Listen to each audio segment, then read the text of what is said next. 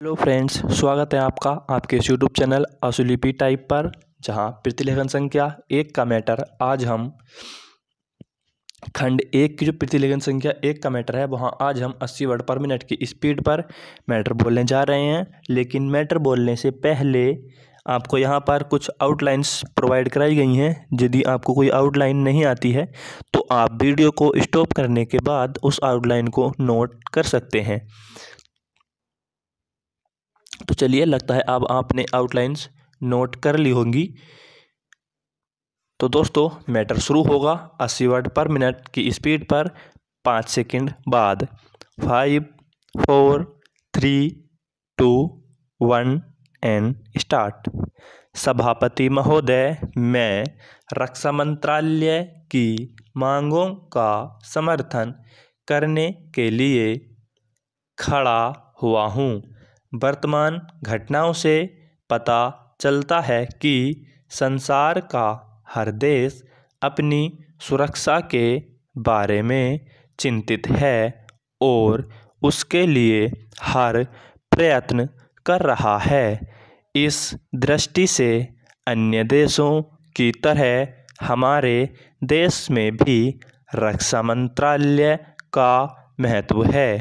मुझे इस बात की खुशी है कि जहां अन्य मंत्रालयों की उनके पिछले साल के कामों के बारे में काफ़ी आलोचना हुई है, वहां इस मंत्रालय की कम आलोचना हुई है।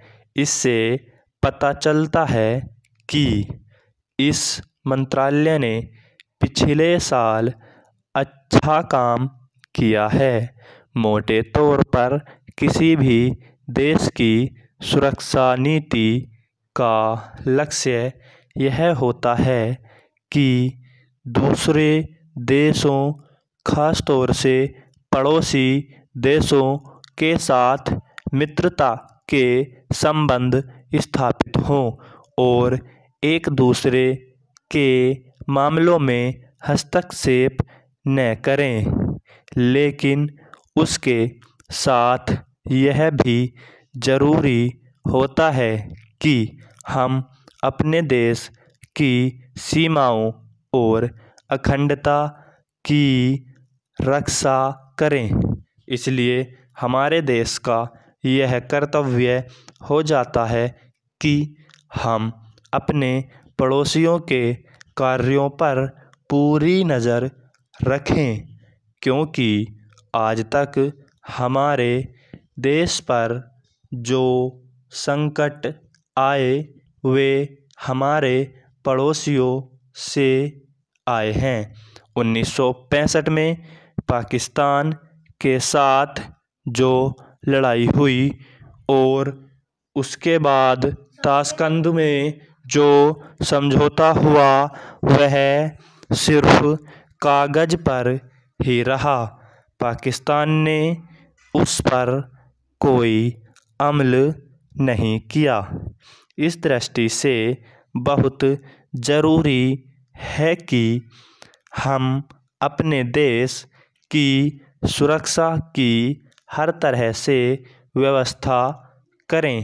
हमारा उद्देश्य दूसरों पर आक्रमण करना नहीं है, लेकिन यदि हम पर कोई आक्रमण करे तो हम में इतनी शक्ति अवश्य होनी चाहिए कि हम उसका डटकर सामना कर सकें।